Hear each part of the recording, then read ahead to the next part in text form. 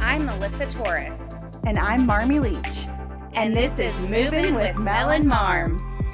How are you doing? Good. How are you? Good. I'm feeling like super invigorated. I know. We had a great meeting yesterday at the office and heard from some really great agents and always like picking up new tips and updates on what's going on in the market. It's always good to hear. I feel like that always like gives me a breath of fresh air and encourages me to do more stuff. Yeah, the panel was so good. Some really great agents on it. And it's always nice to see like other agents just giving each other tips and working together. Absolutely. Like there's plenty of business to go around. Yes. If we can help each other be better for our clients, like why wouldn't we? Right. Absolutely. Networking is so huge. And one of the agents said it's not competitive, it's collaborative. Real estate is not competitive, it's collaborative. And yeah, that really is how we need to, it's better for everybody. It's better for everybody. It's better for our buyers and sellers. And that is one thing I love about Compass, which is the brokerage that we're with. When I moved to Compass, I felt like that was a huge, like one of the key principles that they were pushing was collaboration. Yes. Collaboration is key. Yes. And that's one of my favorite principles. Yes. I love it. Yeah. So what else has been going on? You're doing a little project right now? I am. So we have a rental property that we are going to be selling, and it needed just a few little repairs to get it spruced up after we had a long-term tenant in there. And doing some work underneath the house, the guys found a well underneath the house. I cannot believe that. Like, why? Okay, first of all, you're using Compass Concierge. I am using Compass Concierge, which is awesome. You're doing like market research for your clients. I cannot believe I've never used it. I know. You've used it a couple times. Well, I've had clients use it, but this is the first time personally I've used it. Yeah. Yeah. It's a great program. Yes. So you'll be documenting that journey. I went yesterday and took some as-is videos of just like an update. And I had somebody stop. I mean, it's just such a great rental market, this little pocket. I had somebody stop and they saw my car there and came around. I was in the backyard like looking at stuff. And they're like, hey, are you going to sell this or are you going to rent it? And they're like, we want to rent it. And I'm like, well, I'm pretty sure we're going to be selling it, but let me take your information just in case. Yeah, just in case. Yeah. You never know. Yeah, but it is. So if any investors are looking for a good rental property, I have one. And it's in Bonham. It is in Bonham. Yeah. Country living. Yes. Well, I mean, Bonham is like a nice little small town. Yeah. Population of over 10,000 people. I don't know. I love Bonham. Yeah. You have, like, you've invested there. Yes. Yes. And that's because you felt you were really smart and you thought the roads were going to be expanding there. Is that what brought you there? Yes. I mean, we have a family friend that has a farm out there. So Bonham has always been like on my radar because of that. We've gone out there almost every year. And then the square in Bonham is like the potential of downtown McKinney, but even larger. Like there's more parking. Oh, wow. The courthouse is huge. The county just spent a ton of money redoing the courthouse. It's beautiful. And you can see it like, I don't know, probably 5 miles away when you're coming into town on Highway 78. You can see it like a castle. It's so cute. It's really cute. I love a good downtown square. Yes. And, right now they have a few cute little boutiques and restaurants. I mean, it's nothing like downtown McKinney yet, but, let's see what happens in 5 to 10 years. Yeah.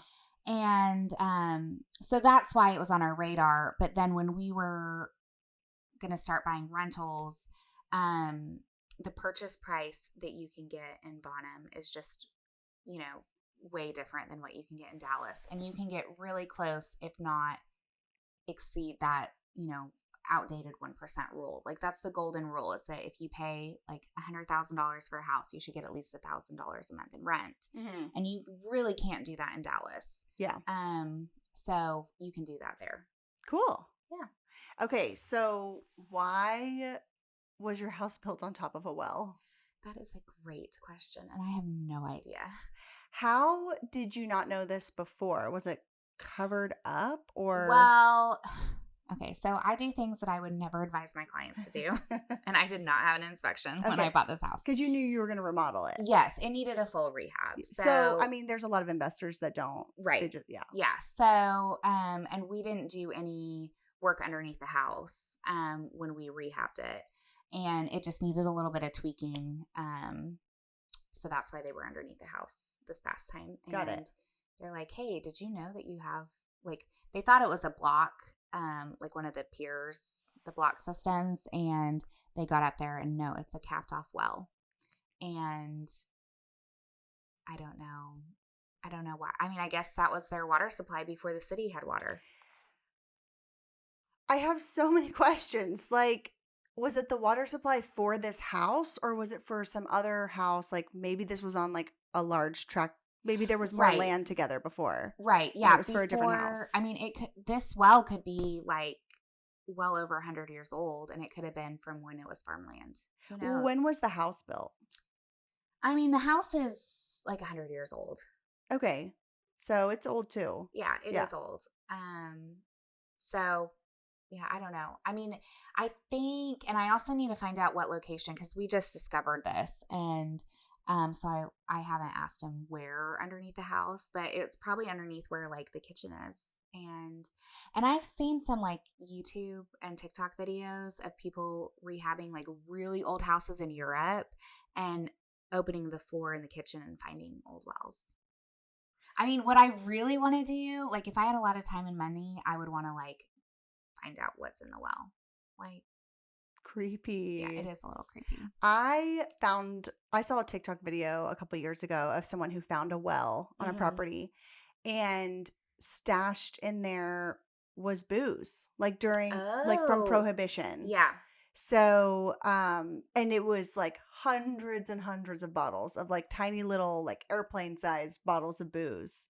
Oh, how cool. So, and they could date it back to Prohibition. So, yeah, that is really cool. I mean, just the history. I do love old homes.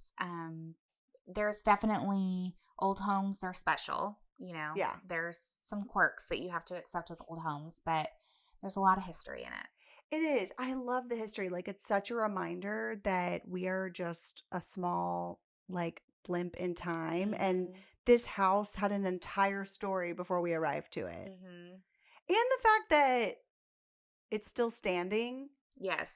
Like, people get really freaked out by inspections, but you also have to remember, like, this house has been standing for 100 years. Right. Like, something was done right. Right. Yeah. Yeah. They just don't make the houses how they used to.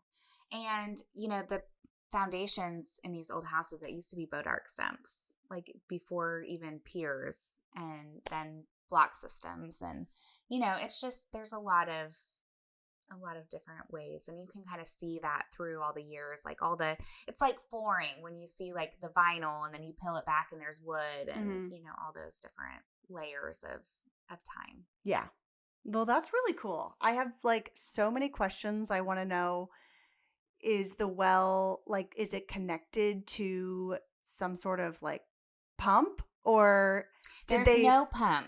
Okay, so they literally were like probably putting a bucket down in a well, like. Probably, yeah, because I mean, I've seen pump houses with wells, and it's usually like a separate, you know, maybe 5 or 10 feet away from the well, and you know, it pumps the water and it purifies the water, you know, not to different standards. It's well water, not, you know, spring water or anything, and then it goes through and is usually to the house. But that's like modern technology. Originally, these wells, it was you stuck a bucket down to get to the water table. So who knows how deep it is? Oh my gosh. And you know, I will tell you, so when we bought this house, I had a guy refinish the bathtubs. And I never really gave this a lot of thought because I've been in the house. I never felt weird in the house, like, you know, but he was refinishing the bathtubs. And when we were done, he's like, you know, that house is haunted. What? And I said, really? You really think so? I never felt any like weird. And he's like, yeah. I can't remember what he said happened, but he's like, yeah, I think your house is haunted. And I just always chalked it up to, you know, that he was exposed to a Weird. lot of those refinishing Yeah. chemicals that are very, very strong. And then 3 years later, we find a well underneath the house. Okay, we're going to start a GoFundMe for 2 things. Number 1, we need Melissa to open the well and figure out what's down there. And like, how are they using this water? Is there still water down there? Were they literally putting a bucket down like in Cinderella or whatever that movie is with the well? The wishing well.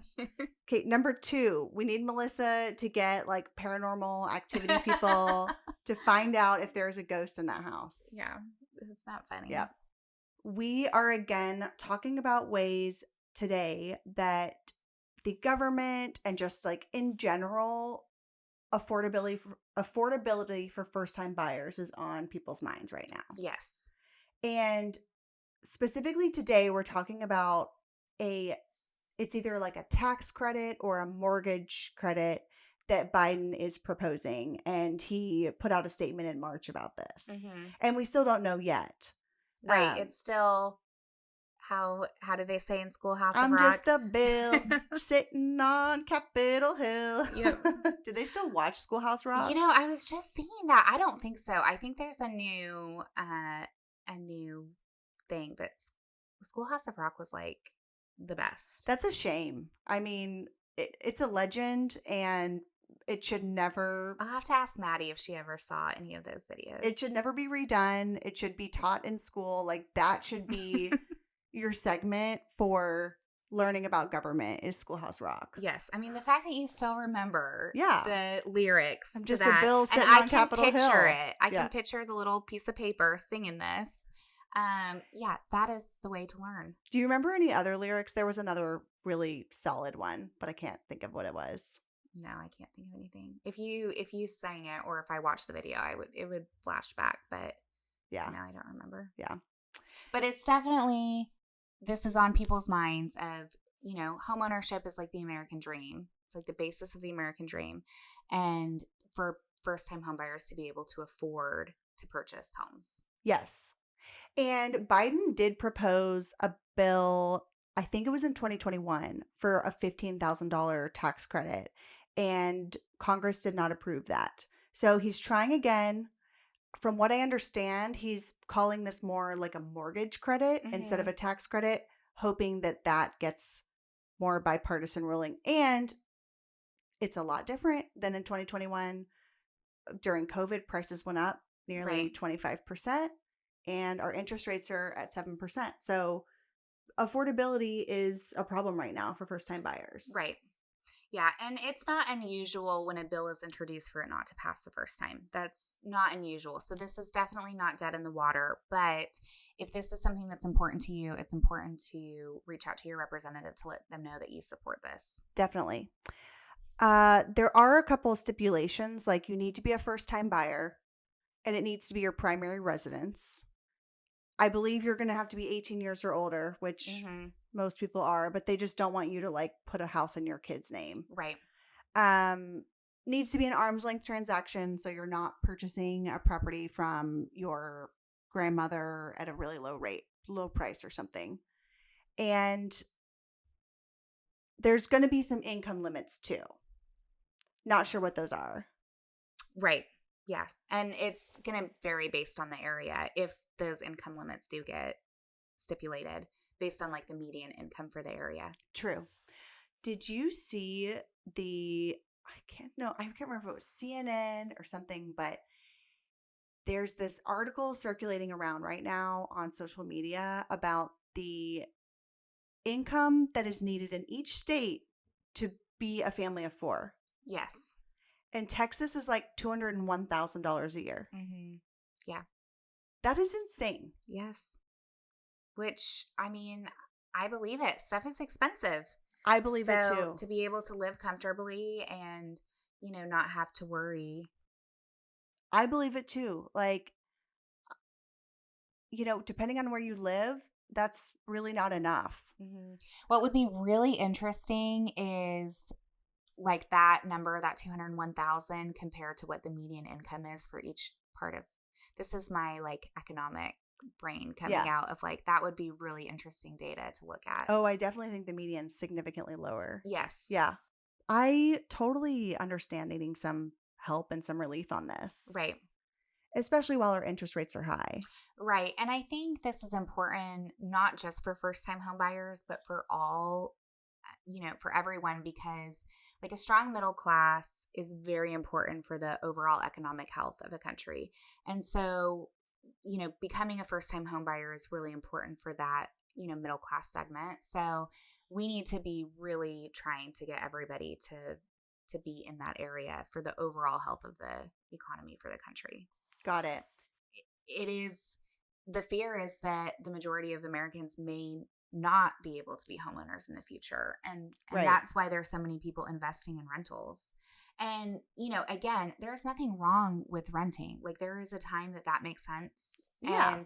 But if you want to be able to purchase, there should be a path for you to do that. I totally agree. So hopefully this gets passed and some people have a little bit of help. I don't see the interest rates going down anytime soon. Yes, we really thought it was going to happen this year. We were all like, I mean, the challenge is like every time I talk to people about anything in real estate, everybody's like, well, I heard the interest rates are going to go down. I'm like, well, experts have been saying that since they started going up and they haven't gone down yet. So it's definitely up in the air what's really going to happen. The inflation reports keep coming out and are, sometimes optimistic, sometimes not. The rent rates are really a prohibitor for the inflation. That's what I read too. And I never knew that before. Mm-hmm. I just recently learned this like this past week that rental rates are, did you say an inhibitor or are they like an indication of inflation not being down for the Federal Reserve? Right. So basically rent rates are still too high. Like they're believed to be inflated numbers. The challenge is, in Texas at least, that rent rates, the insurance premiums have gone up, property taxes have gone up. So those hard costs to landlords are going up, and that's what's causing these rent rates to go up. So for single family homes, I don't really see a solution there, but like for these apartments, and especially like the luxury apartments, those rent rates, I think that could be a problem. I think that the rent rates for the like landlords, for individual landlords, the taxes and insurance going up is a burden, but for large scale investors, it's probably a drop in the bucket. Yeah, but these large-scale investors are going off spreadsheets. So they True. have to have a certain margin. So they'll look at these costs and, And they have shareholders to report to. Right. Yeah. So, they're looking at, and when I worked for these like hedge fund investors, like repairs were always an issue because they always wanted to Band-Aid everything because they had to hit their numbers. Like, so they might be able to like spread over that risk and those expenses, but they're still looking at making those margins. Yeah. So that's interesting. And that's the difference probably between an individual landlord and then like a large scale investor landlord too, is that the individual is going to have more incentive to do a true repair to their property. Cause this is like a huge investment for them. Right. Compared to large scale investors that has 400 properties. Right. Yeah. I think like me personally, I want to make sure that it gets fixed right the first time because I don't want to be dealing with it down the road. And, usually when you Band-Aid stuff in the long run, it's more expensive. In the short term, you're able to save some money, but over the long term, it does cost more. Yeah, so, totally. That was always frustrating. I remember there was one house that had like a 30-year-old AC unit. And the maintenance director was arguing that you cannot repair this anymore. You have to replace this unit. And they still wanted to repair it. And those poor tenants probably had issues all summer. Yeah. So, and that's one thing that's really hard about being in property management is that you're not necessarily the decision maker. You're the messenger. And that's a really hard space to be in when it comes to especially these kind of things that it's like, no, it really needs to just be replaced. That's really hard. It's like being customer service for an airline or something. Mm-hmm. Like, just people get so upset. Of course they would. I Right. mean, yeah, and for the individual landlord, there's a human element there, I Right. think, as well. Yeah. So, um, anyway, well, I love this topic. I think we'll continue to talk about first time buyers in the Yes. future and find ways to help get into the market, because getting into the market is the first step, and growing your portfolio and just investing is always a wonderful thing. Yes. And, even though it is a challenge right now, I do think for people that do want to be homeowners, I think it's important to really look at how to make that goal possible sooner than later, because prices, at least in Dallas, are going to continue to rise. It's very likely. Historically, Yes. they continue to rise. Yeah. Even if there's a year that's down, it averages as a rise. Right. So, yeah, the sooner you get in, the better. Mm-hmm. And we're here to help. Absolutely. All right. Thanks, guys.